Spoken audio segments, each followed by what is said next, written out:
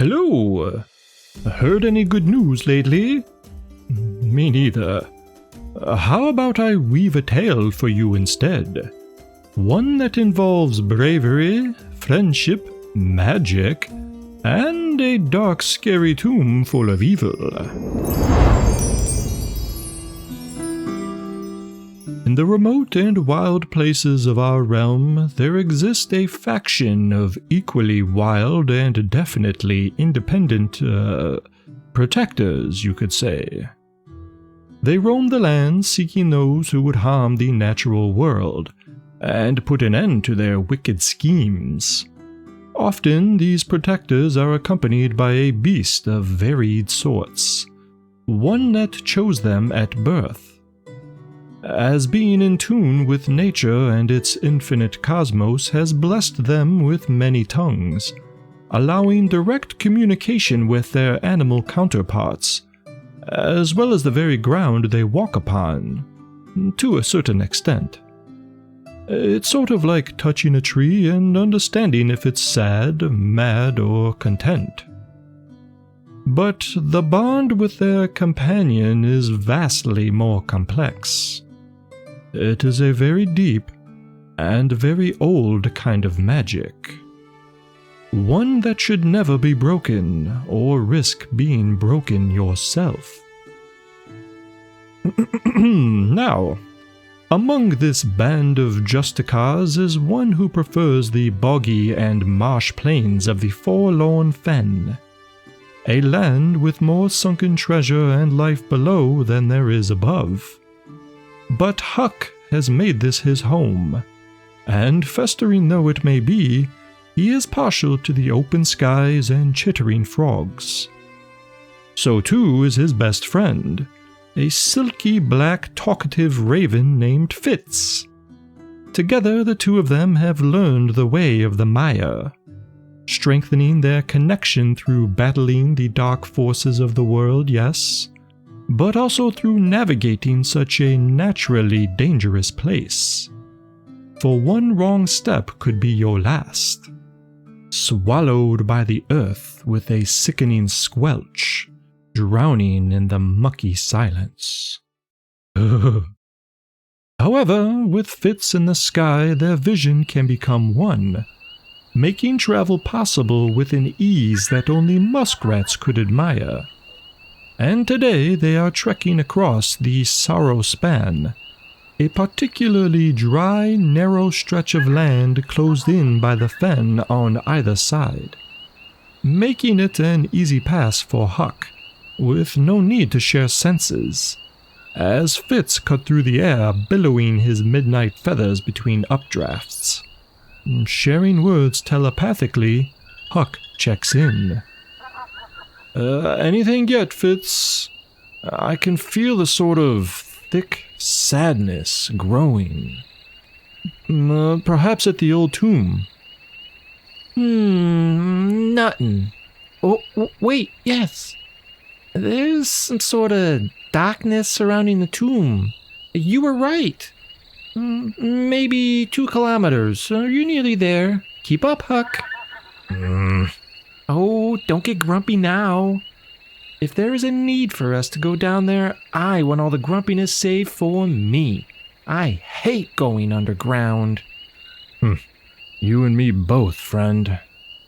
With a caw, Fitz spun around, then dove for a soft landing on Huck's shoulder to rest his wings, and continue on together, as their physical contact reassured one another through their bond that reinforced their stalwart resolve.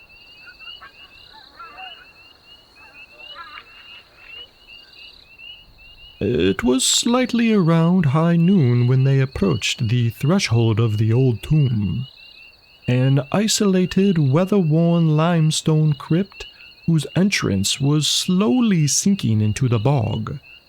Once a stoic piece of architecture that undoubtedly was part of a much larger cemetery from a civilization that no longer exists. Nature, it appears, is taking back its bounty. But something was not right. Reaching out in all directions from the entrance was decay. Nothing out of the ordinary for the fen, but this decay was something not normal. It was a grayish matter, which seemed to suck out all color and life. Bending down, Huck touched the surface, then rubbed the substance between his fingers. It was a viscous liquid, not unlike that of slime or snot, but with a foul stench of death. Ew. Fitz squawked. Never touch me with that hand again. Don't worry, I came with holy water this time. And Huck pulled out a small tin bottle from his pouch, then poured it over his fingers as he rubbed them together. Holy water? Please tell me you're not saying what I think you're saying. I'm afraid so, Fitz. We must enter the tomb and deal with this. It appears a necromancer has taken up residence from within, and is slowly killing this land. Look about you. This is all from its dark musings. Fitz ruffled from his head down to his tail, and the black satin feathers danced in response. Well, you did remember to bring a torch this time, right? Of course, old friend, Huck responded. But just in case, I'll send word to our brothers and sisters through the roots. And in his squat position he plunged his hand into the untainted earth, then closed his eyes for a moment and hummed.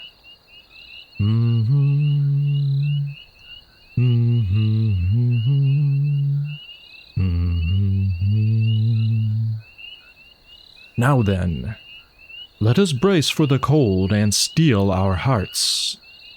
We have a necro to hunt. And with a forceful leap, Huck crossed the rotten ground to land at the entrance with hardly a sound.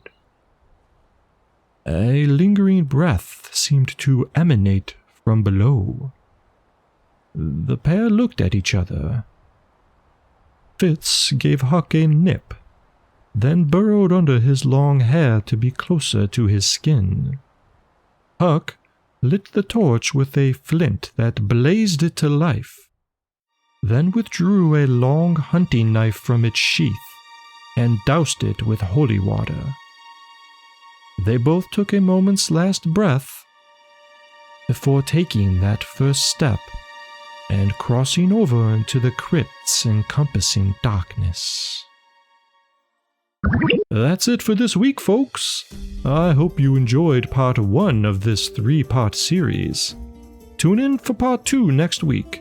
And be on the lookout for a special holiday treat that's just around the corner. Farewell for now.